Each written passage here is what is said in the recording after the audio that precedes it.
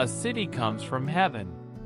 Around the end of the 1st century, on a lonely island, a single man receives a vision of a final world where God walks with his people.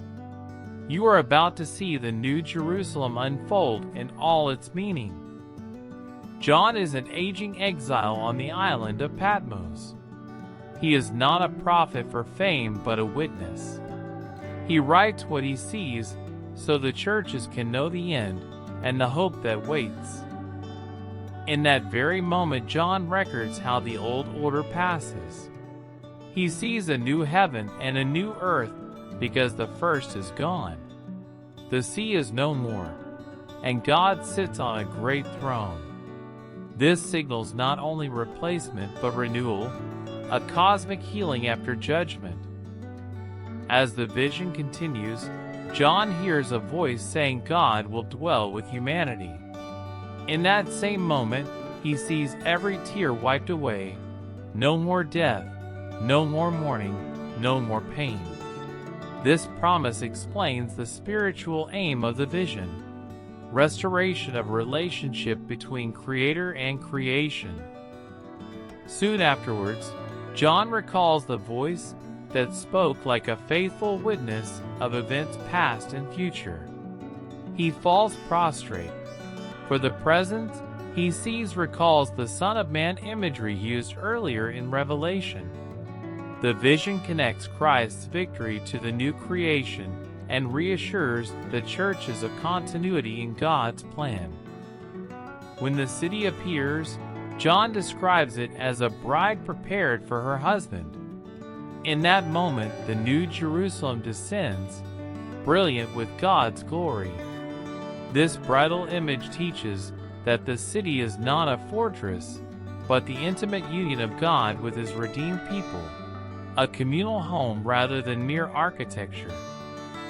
As John moves closer, he notes there is no temple in the city. In that moment, the explanation follows: God and the Lamb are its temple. This clarifies the theological point that divine presence replaces centralized cultic space. Worship is direct and unmediated in the new order. In the next moment, John hears that the city needs no sun or moon, because the glory of God gives it light. He sees a river of life, and the tree of life bearing fruit each month. The imagery ties the new creation back to Eden while showing that divine presence sustains life forever. As the gates stand open, John hears the solemn declaration: nothing impure, no liar, no murderer, no idolater will enter. In that moment, he understands that moral and covenantal purity matters in the vision. The city is safe because God removes the sources of corruption and hatred. Soon after, John hears that those who conquer will inherit these blessings. He sees the faithful clothed in white, walking the streets of the city. In that moment, the vision names perseverance and faith as the way to this inheritance.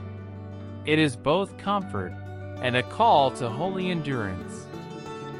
In that unfolding scene, a voice issues a universal invitation: come, take the water of life freely. John hears that the blessing is not limited. In that moment, the vision emphasizes grace over merit.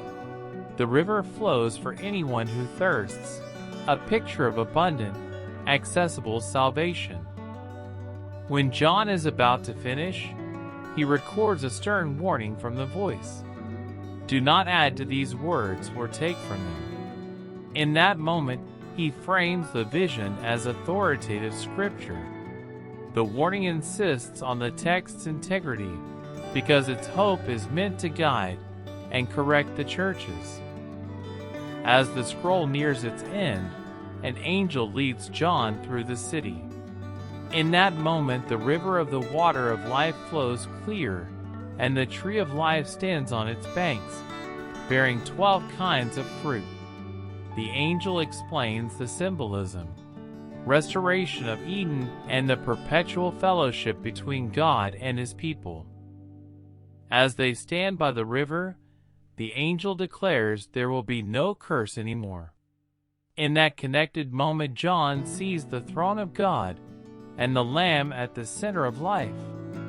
This affirms that the effects of exile and the broken covenant are undone, and that blessing is now the public reality. Then John hears the Spirit and the bride both saying, "Come." In that breath, the voice calls everyone who hears to take the water of life.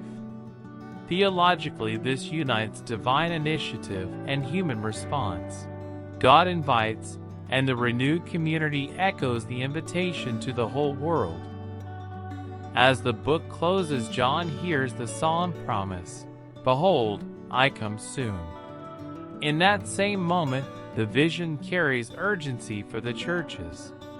The promise is both comfort and a summons.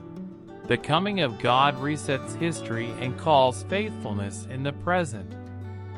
Finally, John records blessings for those who keep the words of this prophecy and pronounces a doxology to God. In that concluding moment, the vision ties eschatological hope to ethical living. Future restoration shapes present obedience and perseverance. When the vision ends, John sees hope fulfilled, God with people, healing, and a city where life flows freely. The passage teaches that the culmination of history is God dwelling with His redeemed, and that this future shapes present faithfulness. If this story moved you, like the video, subscribe to the channel, and tap the bell so you do not miss the next one.